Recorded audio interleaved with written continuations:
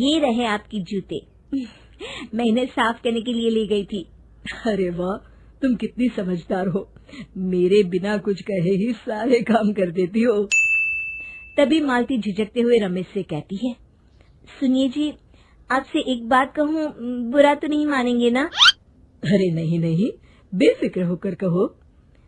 शादी से पहले मैं अपने मायके में नौकरी करती थी। मैं चाहती हूँ कि अब मैं फिर से नौकरी करना शुरू कर दूं। वैसे भी सारा दिन घर में बोर हो जाती हूँ। देखो मालती, तुम्हारे नौकरी करने से मुझे कोई ऐतराज नहीं है, लेकिन तुम्हें एक बात बता दूं, हमारे खानदान में आज तक कभी किसी औरत ने नौकरी नहीं की। फिर भी एक बार तुम माँ से पूछ कर देखो, अगर वो तुम्हें नौकरी करने की इजाजत दे देती है तो अच्छी बात है। रमेश वहाँ से चला जाता है। फिर उसी शाम मालती अपनी सास के पैर दबा रही होती है। तभी उसकी सास मालती से कहती है, अरे क्या बात है बहू, आज तो ठीक तरह से मेरे पैर नहीं दबा रही, किसी ख्याल में खोई पड़ी है क्या? मैं भी तो जानूं आखिर बात क्या है। अब दरअसल वो माँ जी। अरे हाँ हाँ बोलो, इतना सोच क्यों रही हो? माँ जी, अगर आप बुरा न माने तो मैं नौकरी करना चाहती हूँ। घर के काम करने के बाद मेरे पास काफी वक्त बच जाता है। मालती की ये बात सुनकर उसकी सास गुस्से में कहती है, अरे बहू, तेरी तबीयत तो ठीक है ना? आज ये कैसी बहकी बातें कर रही है?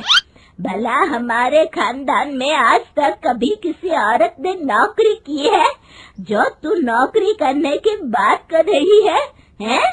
अरे बहू, तू क्या रिश्तेदारी में हमारी नाक कटाना चाहती है? जितना जल्दी हो सके अपने दिमाग से नौकरी का भूत उतार दे, और अब जा, जल्दी से रसोई में जा, खाना बनाने का वक्त हो रहा है। मालती मन मार कर खाना पकाने के लिए रसोई घर में चली जाती है। अगले दिन, नमस्ते माँ जी, कैसी हैं आप? अरे आओ आओ दिवाकर बेटा, बैठो, मैं तुम्हारे लिए चाय मंगाती हूँ।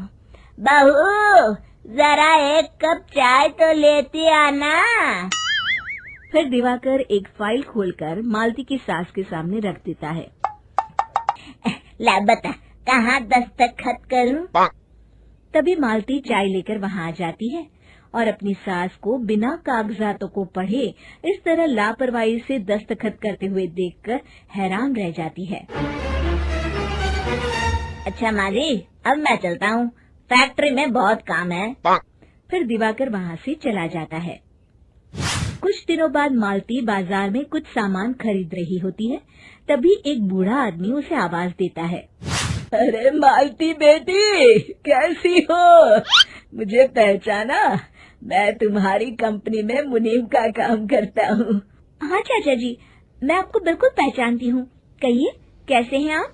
मैं तो ठीक हूँ, कंपनी में कुछ भी ठीक नहीं चल रहा, यहाँ तक कि हमें ठीक वक्त पर तनख्वाह भी नहीं मिलती। ये आप क्या कह रहे हैं? अब क्या बताऊँ, आप लोग तो कभी हिसाब किताब देखने दफ्तर आते नहीं। मेरी मानो तो एक बार आप लोग दफ्तर आकर सारा हिसाब किताब देख लो, आपको असलियत पता चल जाएगी। अच्छा बेटी, अब मैं चलता हूँ, देर हो रही है। फिर वो बूढ़ा वहाँ से चला जाता है। वहीं दूसरी तरफ मालती घर पहुंचकर अपनी सास को सारी बात बताती है। तभी वहाँ रमेश भी आ जाता है, लेकिन मालती की सास मालती की किसी भी बात पर विश्वास नहीं करती। तभी रमेश कहता है, अरे माँ, बिना आग के कभी धुआं नहीं उठता। जब मालती इतना कह रही है तो हमें एक बार दफ्तर चलकर देख लेना चाहिए।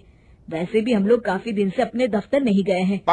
इस तरह किसी एक आदमी के भरोसे काम छोड़ना मुझे भी ठीक नहीं लगता। अगले दिन वे सभी अपने दफ्तर पहुँचते हैं और सीधे दिवाकर के कैबिन को देता है। मालती की सास फाइल लेकर मालती को देती है और कहती है, ले बहू, देख ले हिसाब। मालती फाइल को बड़े गौर से देखती है और अगले ही पल उसे सारी गड़बड़ी समझ में आ जाती है।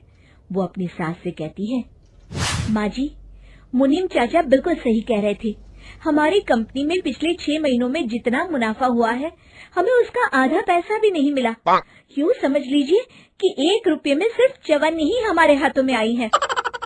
मालती की बातें सुनकर मालती की सास गुस्से से दिवाकर को पूछती है, क्यों दिवाकर, मेरी बहू जो कह रही है वो सच है? दिवाकर समझ जाता है आज उसका भांडा फूट चुका है। वो गिड़गिड़ाते हुए कहता है, मुझे माफ कर दीजिए माँ जी, मैं पैसों के लालच में अंधा हो गया था। अरे वाह दिवाकर,